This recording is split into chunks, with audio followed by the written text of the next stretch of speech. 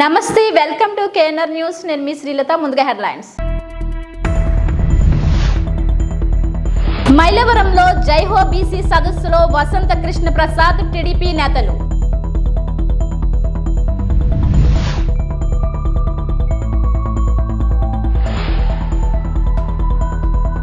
గాజువాక నియోజకవర్గంలో వివిధ వార్డుల్లో ప్రజలు ఆదరిస్తున్న తీరు చూస్తూ ఉంటే రాష్ట్రంలోనూ గాజువాక నియోజకవర్గంలోని వైసీపీ పార్టీ అధికారంలోకి రావడం తథ్యమని వెల్లడించిన గుడివాడ అమర్నాథ్. ముఖ్యమంత్రి వైఎస్ జగన్మోహన్ రెడ్డి దాడిని ఖండిస్తూ ఎన్టీఆర్ జిల్లా క్రిస్టియన్ విభాగం చైర్మన్ రేవరెండ్ డాక్టర్ బంద్ర దయానందం పవిత్ర శాంతి ర్యాలీ.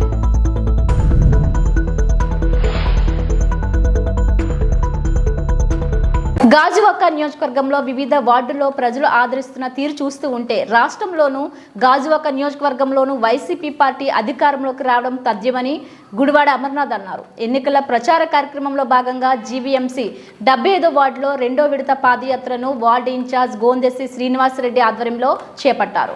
వార్డులో పలు ప్రాంతాల్లో చేపట్టిన ఈ పాదయాత్రలో ఎమ్మెల్యే అభ్యర్థి గుడివాడ అమర్నాథ్ ఇంటింటికి వెళ్లి రాబోయే ఎన్నికల్లో ఎంపీగా బొత్స ఝాన్సీని అలాగే గాజువాక ఎమ్మెల్యేగా తనను గెలిపించాలని అభ్యర్థించారు. ఈ సందర్భంగా మంత్రి అమర్నాథ్ మాట్లాడుతూ జగన్మోహన్ రెడ్డి పథకాలన్నీ మహిళల పేరు మీద ఇచ్చారని, మన సీఎం జగన్మోహన్ రెడ్డి మహిళా పక్షపాతి అన్నారు. రాష్ట్రంలో సంక్షేమ పథకాలు కొనసాగాలంటే మళ్లీ జగన్మోహన్ రెడ్డిని అధికారంలోకి తీసుకురావాలని విజ్ఞప్తి చేశారు. జగన్మోహన్ రెడ్డి నాయకత్వంలో రాష్ట్రం మరింతగా అభివృద్ధి చెందాలంటే ఎన్నికల్లో ప్రజలంతా వైసీపీకి ఓటు వేయాలని కోరారు. పేద బడుగు బలహీన వర్గాలను ఆర్థికంగా ఆదుకున్న జగన్మోహన్ రెడ్డికి ఓటేసి రుణం తీర్చుకోవాలని మంత్రి అమర్నాథ్ విజ్ఞప్తి చేశారు. ఈ కార్యక్రమంలో నియోజకవర్గ ఎన్నికల అదనపు పరిశీలకులు తిప్పల దేవన్ రెడ్డి, మార్టుపూడి పరదేశి, మొల్లి చిన్న, పూర్ణానంద శర్మ, వార్డు ముఖ్య నాయకులు, యువత, మహిళలు తదితరులు పాల్గొన్నారు. గాజువాక నియోజకవర్గ 75వ డివిజన్లో ఎన్నికల ప్రచార కార్యక్రమాన్ని నిర్వహిస్తూ ఉన్నాం.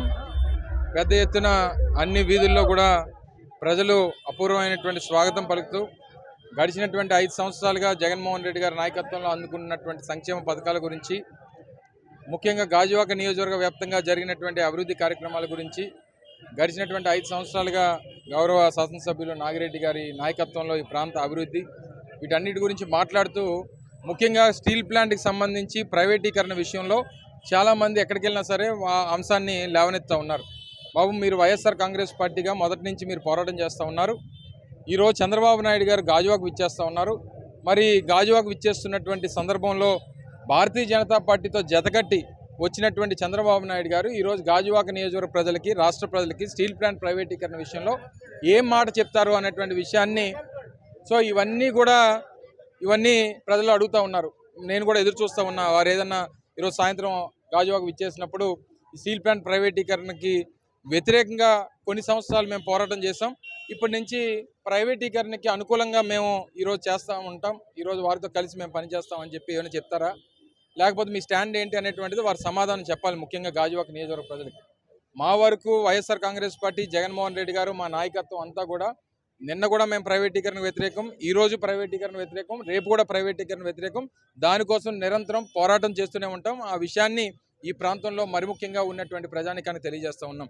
ఎందుకంటే ఇప్పటికే భూములు ఇచ్చినటువంటి 26,000 ఎకరాలు భూములు ఇచ్చినటువంటి రైతులకి, నిర్వాసితులకి ఇప్పటికీ కొంతమందికి ఉద్యోగావకాశాలు లేవు.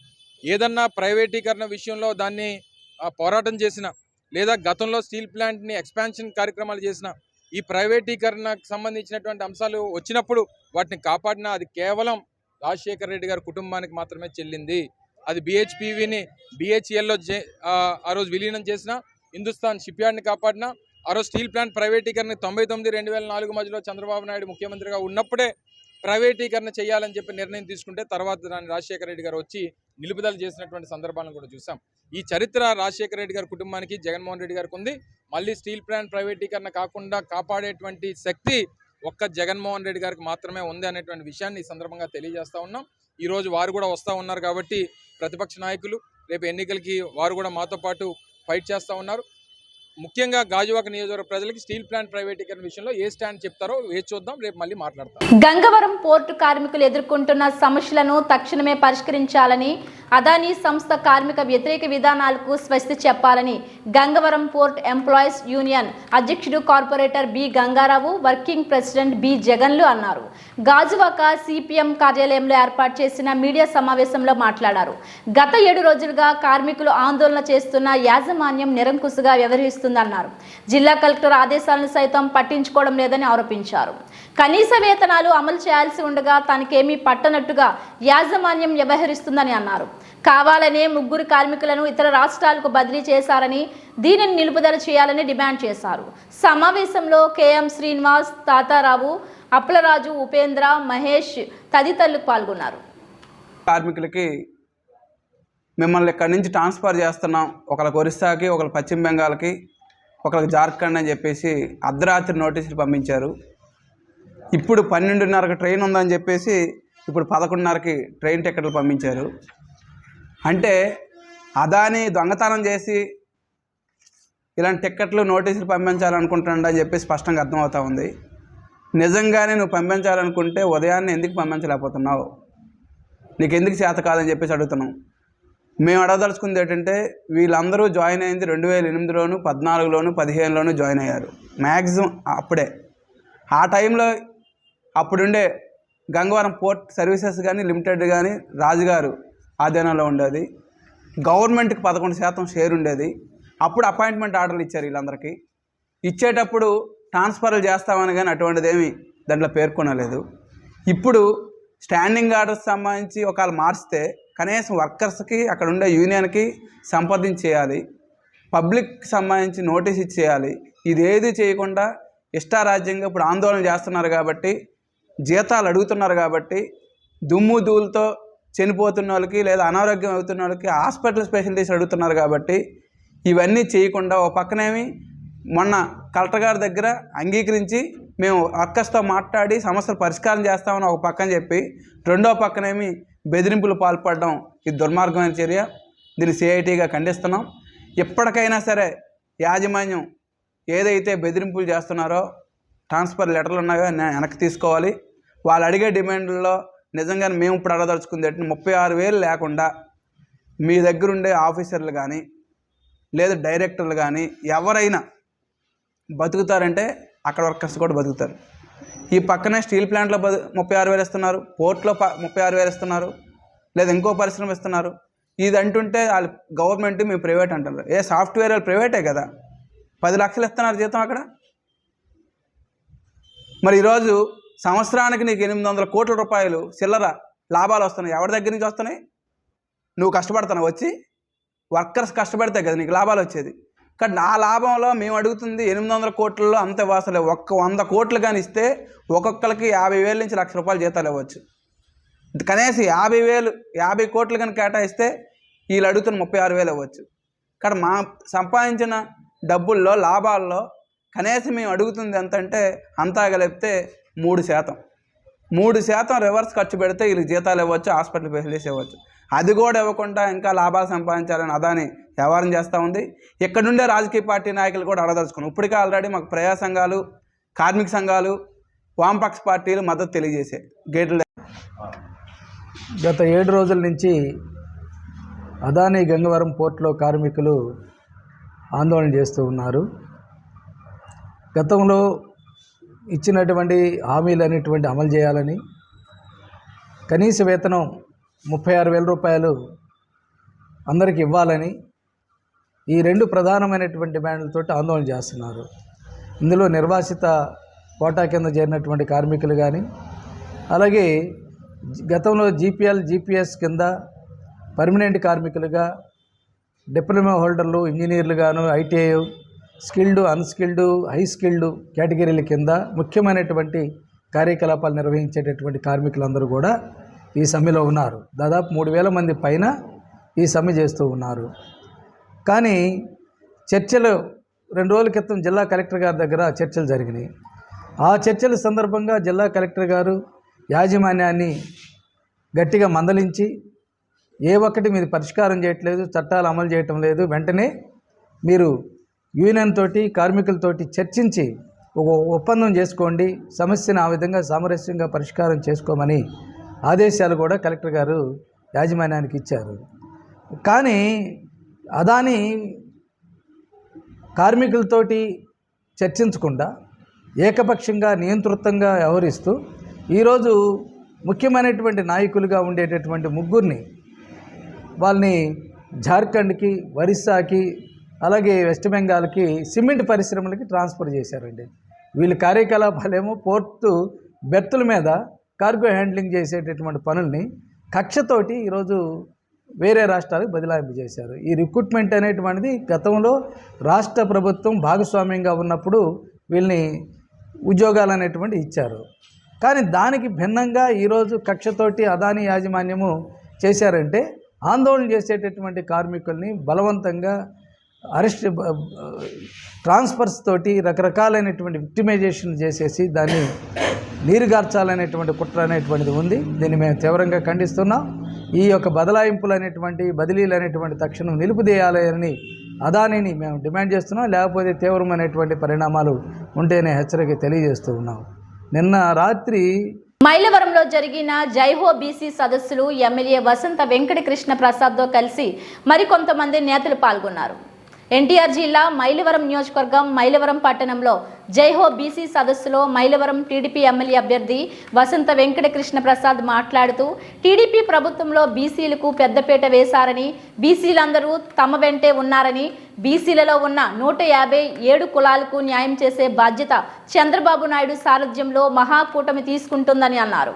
ఈ కార్యక్రమంలో ఉమ్మడి కృష్ణా జిల్లా పార్టీ అధ్యక్షులు నెట్టెం రఘురాం, రాష్ట్ర బీసీ నాయకులు మాజీ మంత్రి కొల్లి రవీంద్ర, వీరంకి, గురుమూర్తి, కొనకళ్ళ నారాయణ, జనసేన పార్టీ ఇన్ఛార్జ్ అక్కల రామ్మోహన్ రావు, బీజేపీ మైలవరం ఇన్ఛార్జ్ నూతలపాటి బాలకోటేశ్వరరావు తదితరులు పాల్గొన్నారు.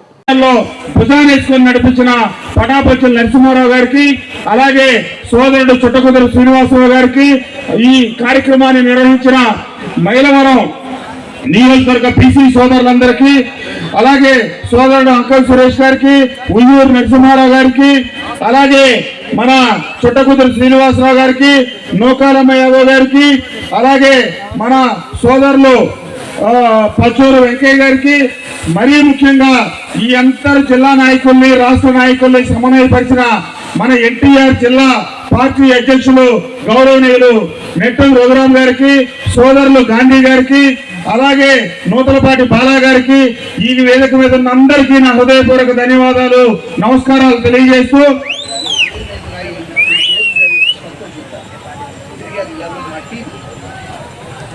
పెద్ద ఆయన వచ్చి ఏం చెప్తా ఉన్నారంటే, నేను ఒక కమిటీని నియోజకవర్గం మైలవరం బీసీ సమాఖ్య తరఫున అందరినీ కలుపుకొని తిరిగాను. వాళ్ళందరి పేర్లు ఈ వేదిక సమక్షంలో తెలియపరచమంటా ఉన్నారు.